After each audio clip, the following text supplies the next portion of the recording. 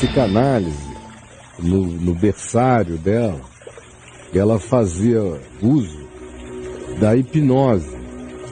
Ela recorria à hipnose, porque Freud, bem no início, acreditava que a hipnose era um recurso fundamental para se acessar o inconsciente humano. Mas depois de algum tempo, ele chegou à conclusão de que a hipnose, conquanto existisse como fenômeno, ela era muito mais um fenômeno de indução do que um fenômeno de regressão a factualidades, porque a presença do interventor, a presença do psicanalista, do terapeuta, do hipnólogo na terapia, do indivíduo que busca esse acesso, pede esse acesso ao cliente e a quem o cliente concede tal acesso, ao conceder esse acesso que lhe foi solicitado, ele reconhece a superioridade do indutor, que no caso é o terapeuta. E ele se coloca na condição de submisso, psicológico imediato, de modo que a própria intenção não revelada do terapeuta é percebida, é transferida, é captada, é sentida e funciona como mecanismo de indução e de sugestão dessa pessoa que aceita o processo de hipnose. Você diz, bom, mas não é bem de hipnose que ele está falando, ele está falando de regressão. Mas toda regressão funciona como uma espécie de hipnose regressiva. Regressão a tal ponto que supostamente o indivíduo começa a narrar emoções da vida ultrauterina e de traumas primais, onde quer que se os tenha experimentado. Bom, você pode perguntar, mas você não crê na possibilidade de que memórias ultrauterinas sejam manifestas? Claro que eu creio, eu falo sobre isso toda hora. Como eu também creio que regressão acontece e hipnose acontece. Mas eu não creio é que a hipnose tenha a isenção que se pretende que ela tenha. Ela já carrega uma certa indução, ela carrega a projeção do terapeuta na indução. Por mais que ele não queira, mas todo mundo se trai nesse processo. E a regressão já vai carregada, portanto, dessa indução. Se na conversa que houve entre terapeuta e cliente aventou-se alguma possibilidade vinculada a pai, mãe, trauma, no tempo pré-natal, no natal, no pós-natal do indivíduo, na idade tenra, se isso tudo já foi de algum modo insinuado, sentido, só não foi revelado porque a pessoa se manifestava inibida e o terapeuta disse uma regressão vai lhe ajudar, ele já estabeleceu as pautas da viagem. Eu creio em acontecimentos parecidos com regressão quando eles são espontâneos. Aí você me pergunta, e existem esses acontecimentos espontâneos? Acontecem sim, espontaneamente.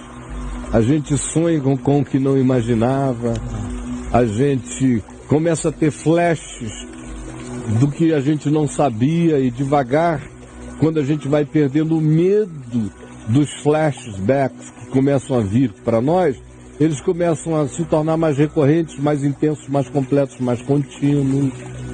Como eu também, pessoalmente, já tive experiências onde eu não estava procurando nenhuma forma de regressão.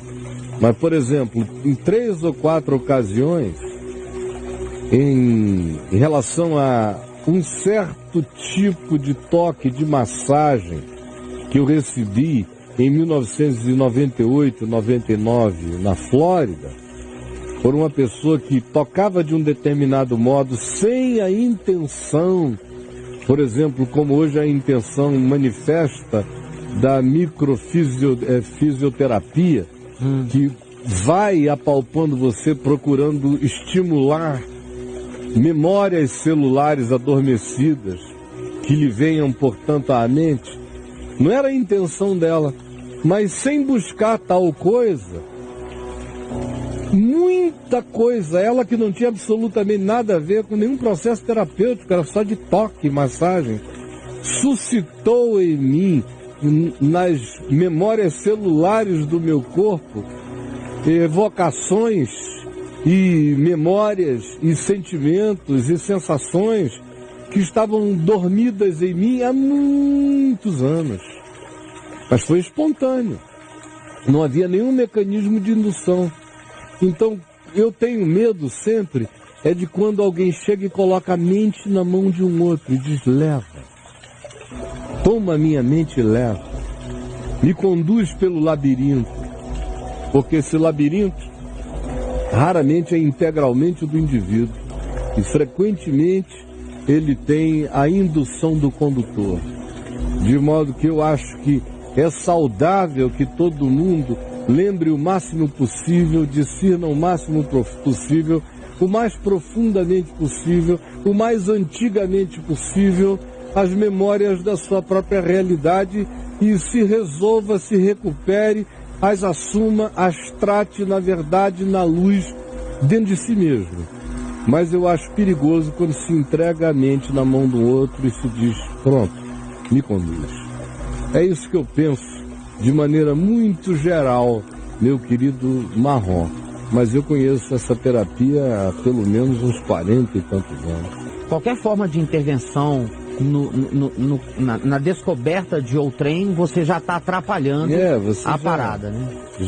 Já entrou como um protagonista condutor e indutor, sugestionador. Você já começa a ser o domador da confissão do outro. E eu tenho muito medo, porque isso quebra todas as verdades do processo. Então Freud, quando ele abandonou isso, ele mandou bem. Eu acho que ele fez a coisa certa. Eu pessoalmente creio assim.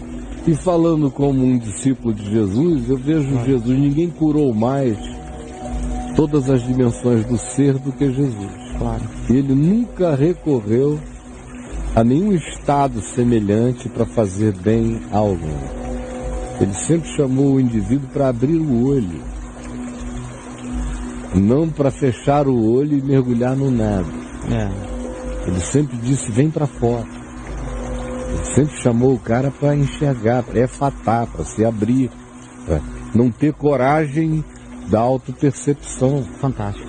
É aí que a cura acontece. A cura acontece de olho aberto, pela admissão, pela confissão, pelo arrependimento, pela escolha, pela decisão. Pela verdade. Pela lucidez. Verdade é luz, luz é verdade, lucidez é o predomínio da luz. É a cura da verdade. É lindo.